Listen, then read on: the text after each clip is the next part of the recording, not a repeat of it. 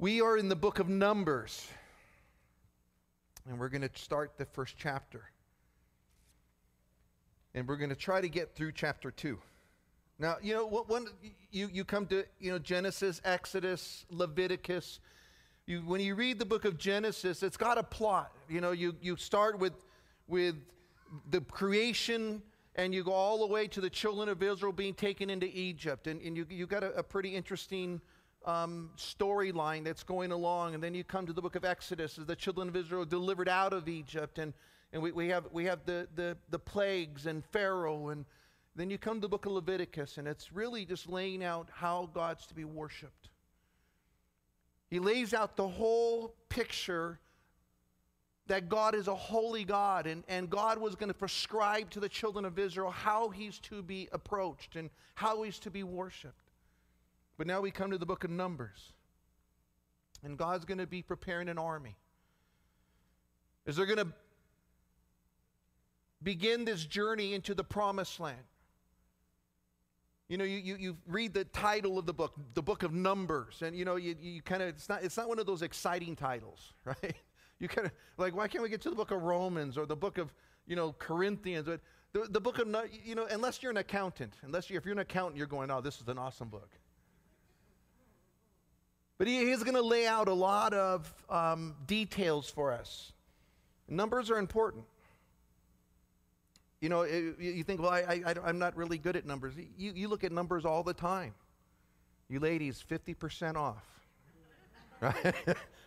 Those are good numbers, right? The guys at all the stats in the ball games. The RBIs and the batting averages and the run, the yards per carry. And, the numbers are important if you're interested in the subject matter. And it's one of these books where I think it should be one of our interests. It's going, man, what is God doing? What is it that God is preparing? What is God planning as he's taking the children of Israel out of bondage and he's now preparing them for the promised land? And the book is an interesting book. It covers a 38-year period. It begins in the wilderness and it ends in the wilderness. And what fascinates me about this book is that God is going to lay out for us in a very short session here through the book of Numbers, a 38-year period, and his dealing with the children of Israel and just the highlights of what had taken place in the wilderness. Matter of fact, the title for the book isn't the book of Numbers in Hebrew, in the Hebrew language. The title for the book is In the Wilderness, if you're reading it in Hebrew. Because it's 38 years of God dealing with his people.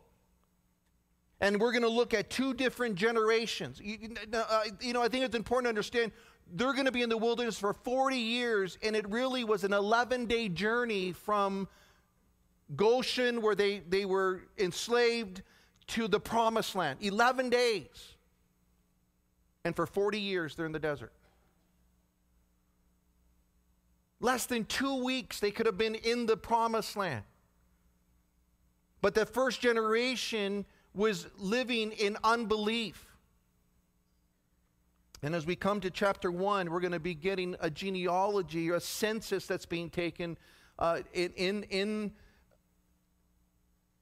the nation of Israel, or the children of Israel. And it's going to be a census. It's going to give us numbers of how many people have left Egypt and are going to go into the desert, the wilderness.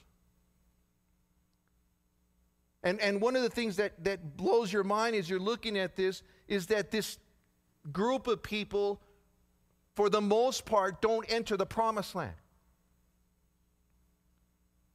Over 600,000 soldiers. That's where we get the number, somewhere around 2 million people, because we know they're from 20 years old and up. There's over 600,000 soldiers, men of war. That doesn't count the women, doesn't count the children, it doesn't count the elderly. It just is counting 20 years old and up. And what's incredible is that God at this point, is going to test them so that they're now ready to go into the battle. And the children that leave Egypt aren't going to go into the promised land because of their lack of faith. The whole generation, think about it, out of the 600,000, only 2 of them are going to enter the promised land. Joshua and Caleb.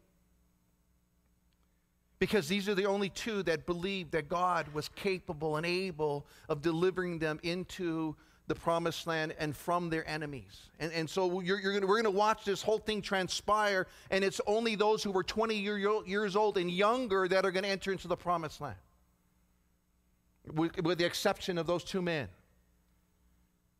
And I think there's lessons for us, guys. There's lessons that you and I are to learn from this, that if you're going to walk by faith and you're going to trust the Lord, that God's going to get you where He needs you to be. But if you're going to doubt and you're going to live in fear, and you're going to live in total rejection of what God says, then you're going to be going through this life miserable. And it's an amazing picture, because as you come to chapter 25, we're going to get another census. This is a census of the next generation, the second generation, who walk by faith. And these are going to be the generation that enters into the promised land. So we'll have 2 different censuses in the book of Numbers, one from the first generation and one from the second generation that's actually going to enter into the promised land. And so we're going to have that whole picture. And I think, for all of us, it's a picture of the journey we're on. Guys, the wilderness wasn't easy. The wilderness was a scary place. It was a place where you had to trust the Lord. Drought, food. I mean, can you imagine 2 million people, how much manna had to come down from the sky every day to feed 2 million people? Can you imagine how much water would be necessary as they're wandering in the desert? And it says the rock followed them, which was Christ. And what came out of the rock? Water. And it's a fascinating picture, because you realize is that the children of Israel were going to have to learn the lessons, and they're going to have to watch their parents, for the most part, fail. And then they come to this place where they mature and they go, man, we saw what our parents did. They did what was wrong. We're going to do what's right. And we're going to trust God. And it was a lesson not just for them, it's a lesson for us. I want you to turn to 1 Corinthians chapter 10. Check this out, 1 Corinthians chapter 10.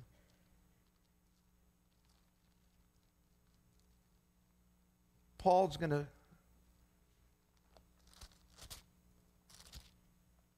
explain that very thing to us. Look at verse 1 there in chapter 10, 1 Corinthians 10:1. He says, moreover, brethren, I don't want you to be unaware that all our fathers were under the cloud and they passed through the sea. All were baptized into Moses in the cloud and in the sea. All ate the same spiritual food, and they all drank the same spiritual drink, for they drank of that spiritual rock that followed them, and that rock was Christ. Look at verse 5. But with most of them, God was not well pleased, for their bodies were scattered in the wilderness. Now these things became our examples, or our model, or our picture for us. Watch what he says, to the intent that we should not lust after evil things as they lusted. And do not become idolaters, as were some of them, as it is written, the people sat down to eat and drink, and they rose up to play. Nor let us commit sexual immorality, as some of them did, and in one day 23,000 fell. Nor let us tempt Christ, as some of them also tempted, and were destroyed by the serpent. Guys, many of those events are taking place in the book of Numbers, and we'll be looking at those events. And then watch what he says. nor complain as some of them complained, and they were destroyed by the destroyer. Now all these happened to them as examples or pictures or models or shadows, that they were written for our admonition, upon whom the ends of the age have come. And then he says this, therefore let him who thinks he stands take heed lest he falls. Notice what Paul says. Look, we have all these lessons from these Old Testament stories. And if we would learn the lessons from them, then we wouldn't have to go through the same discipline or the same results that they went through. That you and I can watch and go, man, I see what happened to someone who lives in that fashion, and I don't want to go there. And so he lays out for us this incredible picture as he lays out for the children of Israel these examples and these models that we're to live by. Now,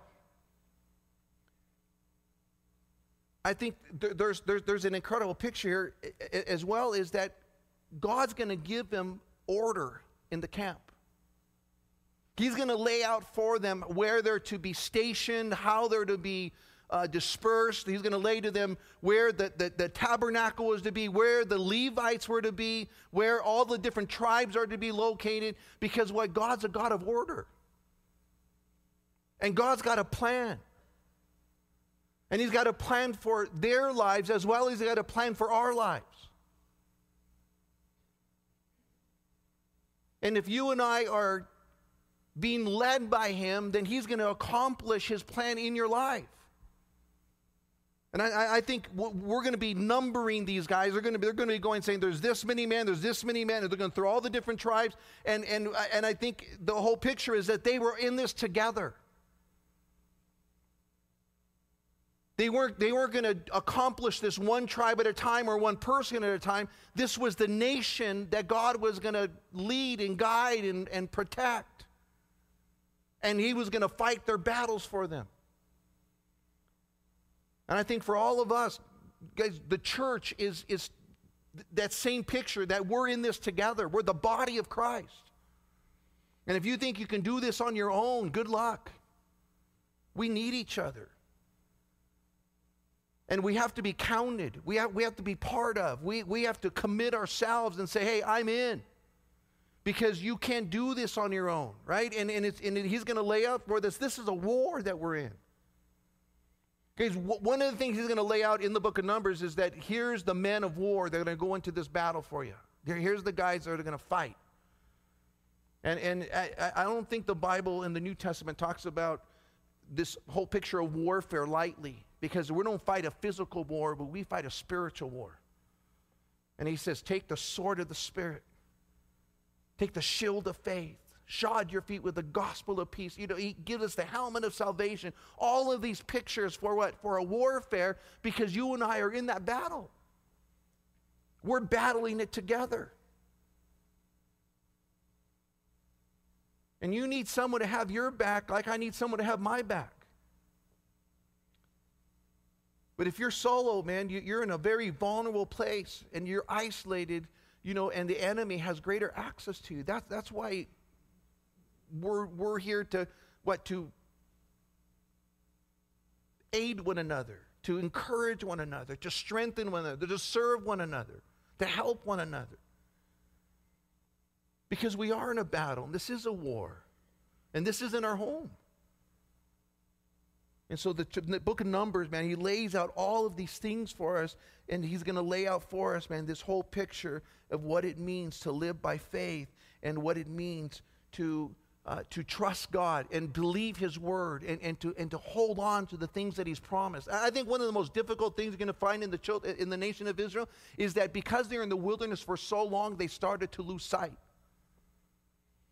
38 years, just imagine you're through 38 years and God said he was going to take us to the promised land, and here you are, 20 years in, 25 years in, 30 years in. It's easy to go, man, we're never going to get there. It's never going to happen. Now, when I got saved 30 years ago, 29 years ago now, going on 30 years, I thought Jesus was coming back in the first month. Right? For sure, he's coming back. I mean, I just made it by the skin of my teeth. He's coming back. And, here you go 5 years down the road, and you go, man, Lord, what happened? 10 years, 20 years, going on 30 years, and you just like, and if you don't keep your perspective right, man, you can easily get discouraged and think, I'm never going to get to the promised land. This is going to take forever. And yet God was teaching them what? That they're not to walk by sight, but to walk by faith. By faith. And it's the same lessons that you and I have to learn, man. Today we have to walk by faith. And so he opens up this book, and he's really going to be challenging them to trust what God said in spite of what they see. In spite of being in the wilderness for 30 years, for 35 years. That God would be faithful to his promises. It's interesting, as you go to chapter 1, look at verse 1 in the book of Numbers. He says, now the Lord spoke to Moses in the wilderness of Sinai, in the tabernacle of meeting, on the first day of the second month, in the second year after they had come out of the land of Egypt, saying. Now, you get the picture. It's just been over a year that they've been out of Egypt. The tabernacle's already been built. Moses is going to talk to God in the tabernacle, the place of meeting. And if the children of Israel were going to have any success, it was going to be because they were meeting with God. Not on a monthly basis, not on a weekly basis. They're going to be meeting with God on a daily basis because God was going to be guiding them through the wilderness by fire during the night and by a cloud during the day. And when they had set up camp, Moses was going into the tabernacle, and he was what? He was talking to God. He was spending time seeking the heart of God.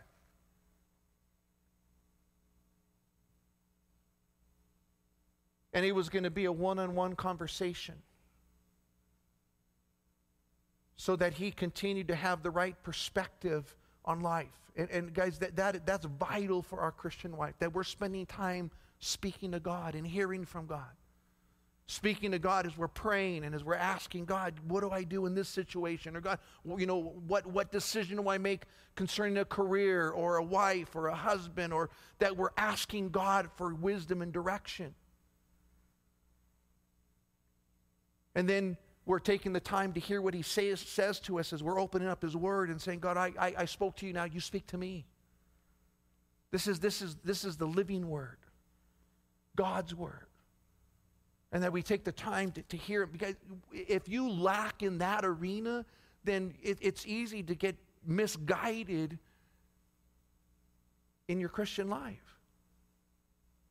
It's easy to get discouraged in your Christian life. It's easy to get distracted in your Christian life if you're not taking the time to talk to God and to hear from God.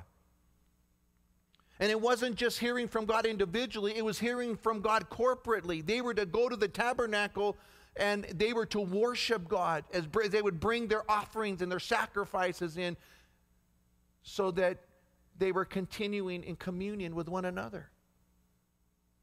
And so you have all of this picture laid out. And Moses here is hearing from God, and God is telling Moses, look at verse 2, he's going to give him the instructions that he was going to follow. He says, now Moses, watch, take a census of all the congregation of the children of Israel by their families and by their father's house, according to the number of the names of every male individually from 20 years old and above. And all who are able to go to war in Israel, you and Aaron shall number them by their armies. Notice the picture here. Notice the reason for the census. Many times the census is so that we understand how many people we have in our society. It was for tax purposes, how much money was going to be coming in, and how much aid or help was going to have to be sent out. But this census wasn't for tax purposes. This census was for military purposes. How many men do we have to go and battle? And then I think it was interesting that it was the boys that were 20 years old and above. It was the men that were 20 years old and above. And I would say this to you young men that are in that age group, man. You know what? By this time, you're expected to be able to wield the sword. By the time you're 20 years old, that means you have to become proficient in holding the Word of God. That's a pretty powerful thing, because all of this is going to relate to a spiritual war, not the physical war. And God said, by the time you're 20 years old, you're going to be ready for battle. By the time you're 20 years old, you're now a man, and you're able now spiritually to defend for yourself, spiritually. And then he tells these guys that it was all of them that were able to go to war. Notice this in Israel. Now think about this. God is already taking them to the place he was. He was already preparing them for the place they were going. They weren't in Israel at this point. They're in the wilderness. But God's saying, we're going to gather this army because you're going to go into Israel. And what's going to happen when you get to Israel? The first thing you're going to do is you're going to encounter the enemy. These were guys that had never fought a day in their life. And they weren't going to have to fight, because what? God was going to fight the battle for them. That's the amazing thing. Is when they go into Jericho, the very first battle, they don't even do anything. They just kind of walk around the building. And God brings down the walls. And they were going to have to learn how to put their confidence in the God of miracles. You know what boggles my mind is you look at this first generation that was in Israel, none of them go into the promised land with the exception of the two, is that they're the ones who saw God bring the 10 plagues upon Pharaoh and upon the people of Egypt. They're the ones who saw the Red Sea part, and they walked across on dry ground. And yet, whenever it was time to go into Canaan, they were afraid because the enemy was too big. Isn't that mind-boggling to you? It just like, wait a second, you just saw God do all of that and you're afraid of this? You're kidding me. And yet you got this next generation who had heard the stories of what God was able to do, and they're willing to walk by faith and to trust the Lord to do it. And it's amazing because God lays out for them. Here's what you're going to do. You're going to number these guys. We're going to have an army that's going to be set apart, and you're going to bring that army together. And he's going to give them very clear instructions on how they were to do that. Look what he says in verse 4.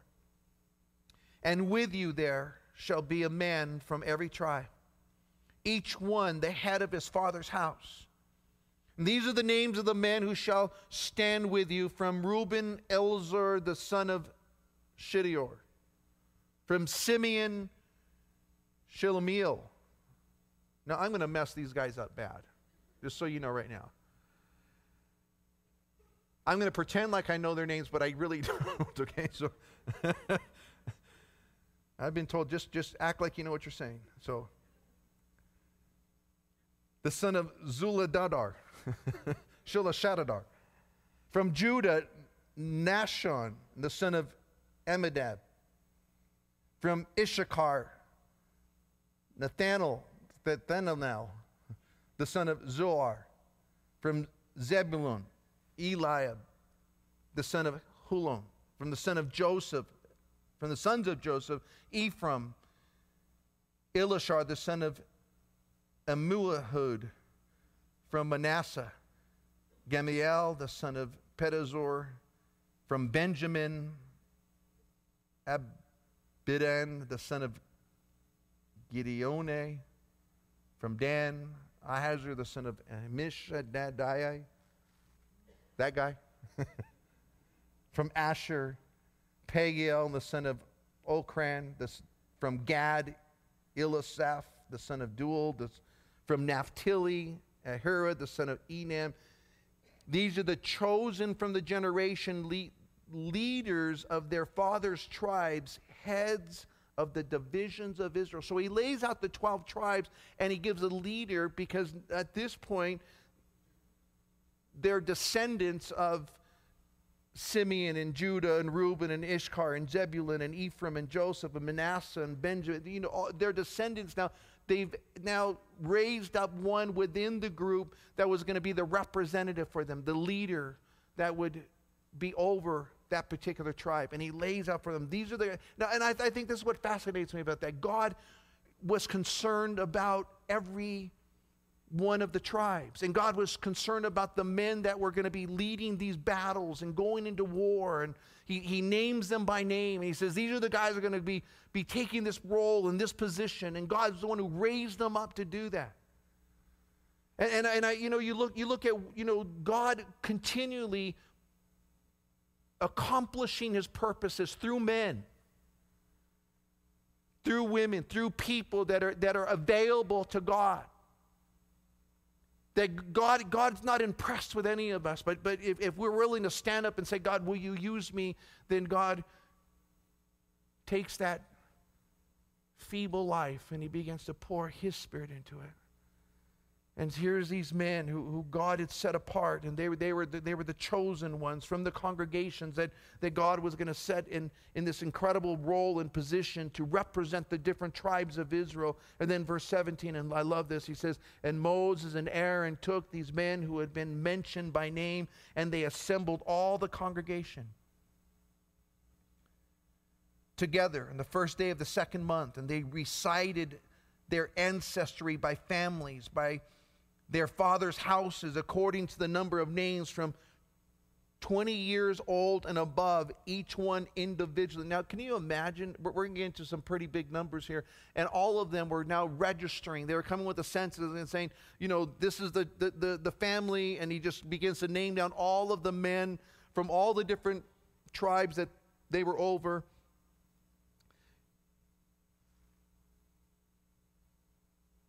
And it was really a draft that's taking place.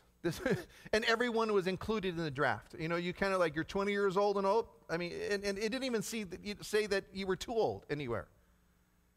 You just kind of, you know, think, you know, some of the guys that were in their 60s and 70s, and they're going, you know, I'm going to take them down too, buddy. Right? He was just laying it all out here. And if you were part of Israel, you were considered a warrior. It wasn't, you know, well, the guys that are too old or you know, there's exemptions for certain guys. Everyone was going in. And it was all in. And it was every family, and it was everybody. And he's going to lay out for them, you know, all of these different names. Look at the verse 20 now. The children of Reuben, Israelites, Israel's oldest son, their genealogies by their families, by their father's house, according to the number of names, every male individually from 20 years old and above, all who were able to go to war. Those who were numbered of the tribe of Reuben were 46,500. From the children of Simeon, their genealogies, by their families, by their father's house, who were numbered according to the numbers of their names, every male individual from 20 years old and above, all who were able to go to war. Those who were numbered of the tribe of Simeon were 59,300. The children of Gad and their genealogy, the families and their father's house, according to the number of names from 20 years old and above, all who were able to go to war. Those who were numbered of the tribe of Gad were 45,600. And from the children of Judah and their genealogy, by their families, by their father's house, according to the number of names from 20 years old and above, who were able to go to war. Watch this. There were numbered of the tribe of Judah 74,600. And he goes and he begins to lay every one of their numbers out. The next tribe, and you know, if you jump down, you know, you look at Zebulun, and then you go down and you see Joseph, and you go down and you see Benjamin in verse 36, and he gives us numbers for every one of them. And by the time you get to the end, where we're going to jump all the way down to verse 45, watch what he says. So it was, so all who were numbered of the children of Israel by their father's house from 20 years old and above, all who were able to go to war in Israel, and all who were numbered were 600. and 3,550. 3,550. From 20 years old up that were ready to go to war. So you got over 600,000 men 20 years old and up. And God says, you guys are now the warriors. You guys are going to battle. And there's no exemptions. There wasn't no draft dodgers or, everyone in, man, every family in, every household in, every one of that age was considered in the number. Now here's what God's going to tell them. The Levites were to be the exception. Because the Levites were going to have the responsibility of the tabernacle. It was the one tribe that God said, this tribe is going to be, their full-time concern is going to be the worship of me. And so he's going to tell them there in verse 47.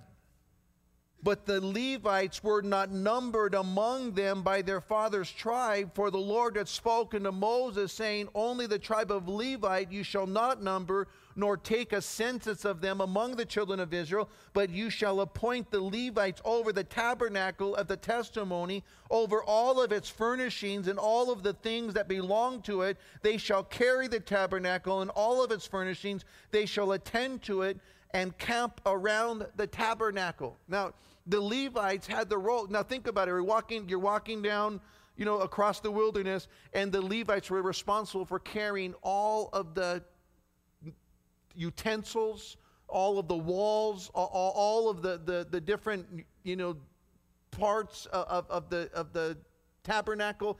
They were, when it was camp, when it was work, when it was, moving time, these guys were carrying the burden. They were carrying the load. And so they had a different responsibility. They weren't the guys that were going out to war. These were the guys that were going to be caring for the spiritual needs of the nation. And because they were caring for the spiritual needs of the nation, they weren't going to be numbered with the warriors, and they're also not going to be numbered with those who were getting the land when they get to the promised land, because they were to be the ones that weren't concerned about, attaining or gaining. They were the ones that were concerned about maintaining the spiritual life of the nation. And so God tells them very clearly, look, the Levites have a very specific responsibility. And then they were to live off of the offerings that were coming in so that they were able to care for their families. And so the Levites have a different role in the nation as the worship of God takes high priority for God, for the nation of Israel and for the worship of God. And so that becomes a very important part of what happens in the nation. Now look at verse 51, and it says, and when the tabernacle is to go forward, the Levites shall take it down, and when the tabernacle is to be set up, the Levites shall set it up. The outsider who comes near shall be put to death. In other words, anyone else that was going to be trying to set up the tabernacle or tear down the tabernacle or carry the instruments of the tabernacle across the desert, they were to be put to death, because it was a role that only the Levites were to fulfill. And so God lays it out very clearly and very specifically, man, that they had a job that they were to accomplish. Now, verse 52, it says, the children of Israel shall pitch their tents, everyone by his own camp, everyone by his own standard according to their armies. But the Levites shall camp around the tabernacle of the testimony, that there may be no wrath on the congregation of the children of Israel, and the Levites shall keep charge of the tabernacle of the testimony. Thus the children of Israel did according to all that the Lord commanded Moses, so they did. Now, we're going to get into chapter 2. In chapter 2, he's going to tell them, look, here's how it's going to look. The tabernacle at the center. The Levites are going to camp around the tabernacle, because they had to be prepared whenever the cloud would lift and they would begin to move. The Levites would immediately begin to tear down the tabernacle and be ready to charge whoever God was going to guide them. And whenever the cloud or the fire would stop, They were now to set up the tabernacle, and it was to be this picture of God's presence was always at the center of the camp. And just like God's presence is to be always at the center of our lives, He's going to instruct them on the east side. A certain amount of tribes were to set up on the south side, on the west side, and on the north side, and He's going to lay out for them. And I believe that it was a very orderly and a very specific layout that God had given the children of Israel. As the center of everything was going to be the tabernacle, and it was going to be God's presence. And then He was going to surround it with the armies so that everything was centered around God. And as He goes into chapter 2, He's going to tell, and it's amazing to me that God is telling them, guys, this is how the camp's going to look. That's how detailed God's going to get with the children of Israel. Just like in every area of our life, God has, details for us. We don't just kind of go, oh, I'll just do whatever. No, God's got some very clear instructions for us. And check this out, and we'll get through it quickly here, but look what He says in chapter 2. And the Lord spoke to Moses and to Aaron, saying, every one of the children of Israel shall camp by his own standard. Besides the emblems of his father's house, they shall camp some distance from the tabernacle of meeting. And on the east side, toward the rising of the sun, those of the standard, the force with Judah, shall camp according to their armies, and Nahshon, the son of Amminadab, shall be the leader of the children of Judah, and his army was numbered at 74,600. Those who camp next to him shall be the tribe of Issachar, and Nethanel, the son of Zuar, shall be leader of the children of Issachar, and his army was numbered at 54,400. Then comes the tribe of Zebulun, and the Eliab, and the son of Helon shall be the leader of the children of Zebulun, and the army was numbered at 57,400, and all who were numbered according to their armies of the forces with Judah, 186,400. These shall break camp first. 186,400. And so here is what. All of them on the east. Now, east would have been the direction they were going to be facing, the direction they'd be going. 186,000 of them lined up, and they were to be east of the tabernacle. And that would tell me that however wide the tabernacle was how they were to line themselves up so that they were directly east of the tabernacle. Not southeast, not northeast. They were east of the tabernacle. So there would be a very specific direction. As long as the tabernacle was in east of you, that they were in the proper position. And then He would do the same thing in verse 10, the guys on the south side of the tabernacle. And so it would be very easy, hey, where's the tribe of Reuben? Oh, they're over there on that side of the camp. They're on this particular end of it. Where's Simeon? Oh, he's on the south end. And they would know exactly where all of the different camps and the different tribes would be laid out. Judah was to lead the camp, and it's interesting that Judah was where the Messiah would come out of, the tribe of Judah. And he was at the front of the camp, and he was the one that was leading the camp. And it was incredible. And again, look down to verse 17. I know, verse 15. Let me go there. Verse 16. And all who are numbered according to the armies of the force of Reuben, 151,450, they shall be second to break camp. Now, we have 151,000 on the south end. You got 186,000 on the east end, and then we go to the west end. If you go all the way up to 24, he says, all who are numbered according to the armies of the forces of Ephraim, 108,100, they shall be the third to break camp. And then the standard of the forces of Dan shall be on the north side. And so now he's got it all covered. He's got the east side, the south side, the west side, and now the north side. And on the north side, he says, all who were numbered the forces of Dan, 157,600, and they shall break camp last with their standards. And these are the ones who were numbered, the children of Israel, by their fathers' houses, all who were numbered according to their armies of the forces of 603,550. Now, you look at, again, numbers. It's all a bunch of numbers. He's just laying out a big picture for us. But what's fascinating is you're looking at this whole number scheme. You have 186,000 kind of in the front. On the back side, you have 108,000. On the north side, 157,000. On the south side, 151,000. And if you had an aerial view of the children of Israel marching through the desert, you would have a picture of the cross. And all of the enemies that were standing up on the high ground, and they would just see this massive army charging at them, and the army was in the picture of a cross coming at you. What a sight that would have been.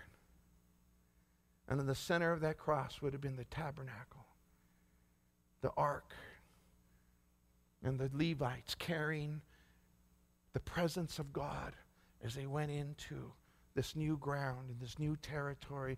And they were going to be going in not to fight their own battle, but that God would be fighting the battle for them. And what they were told to do is, you just trust the Lord. You just seek God. See what God will do. We're going to be in some journeys with them as they start to murmur and complain. We're going to be in some journeys with them as they start to be very discontent, being in the wilderness and going, you brought us all the way out here to let us die. I can't believe it. And God's going to go, you bunch of babies. I can't believe you're complaining. Now, I relate to these guys. Because how many times I do the very same thing? You've seen God do a miracle. You've seen God provide supernaturally. You've seen God do all, and then, you come to the next trial and you go, oh, God, how come you haven't helped? And, you just feel like, and then after God comes through again, you kind of feel like a failure. I can't believe I doubted him again. How dumb am I?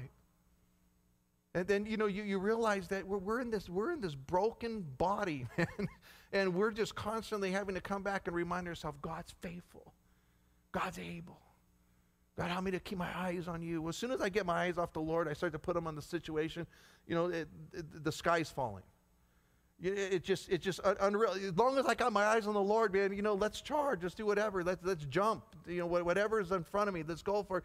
I'm good as long as I got my eyes and my attention on the Lord. The moment I get my eyes off the Lord, I panic. And our problems become way bigger. And our God becomes way smaller. But if your focus is on God, God becomes way bigger. And your problems become way smaller.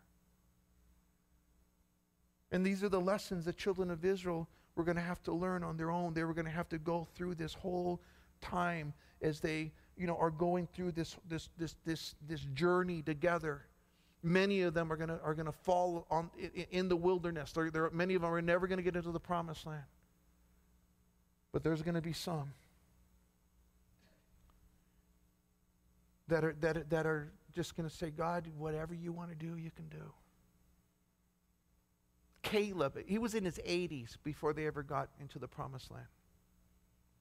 Caleb wanted one particular piece of land, and Caleb was told to Caleb, those were the warriors are at. Those are the bad dudes. You don't want to go there. And he goes, I want that land. I don't care how bad they are. Let me tell you how big my God is. And Caleb took the hardest ground. It was the mountain ground because he trusted the Lord. And guys, whether you're in your 20s or whether you're in your 80s, it doesn't matter, man. It's just a matter of, are you willing to step out in faith and trust God? Because it's not about you or me, it's about him. and having a confidence that he's going to accomplish what he said he would accomplish, that he's able to do what he said he would do, and that one day we're going to get to the promised land. And it's not here. Let me just tell you that.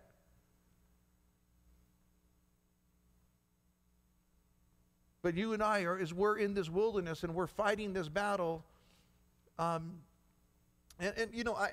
think the picture even within the book of Joshua is that the promised land wasn't Canaan, because they still had to fight the enemies in Canaan.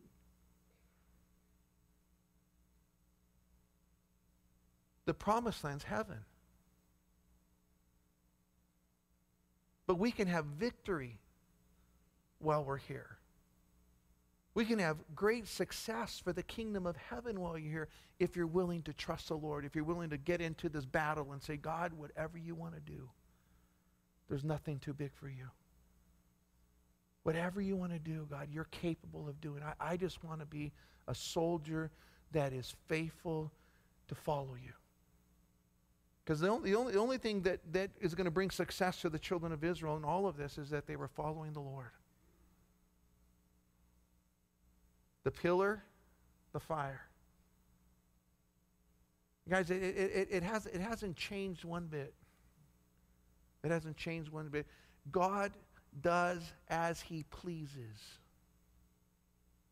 in the realm of man. God does as he pleases. Matter of fact, it is an interesting passage. God is the one who puts every person in the spot that he wants them, and it's according to his will. And whatever ministry you're using, whatever area in life you're living, whatever, God's the one who's put you there. And he's the one who wants to use your life right where it's at. It's all according to his will. It's not according to what you and I will. It's his will. And it's a matter of us being faithful with the little things so that he can entrust to us greater things, and we can, see what God wants to do. The great tragedy of the nation of Israel, that first generation, is that they could have been in the promised land in 11 days.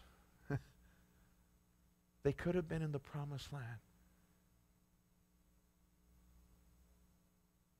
But they lacked the faith to get there.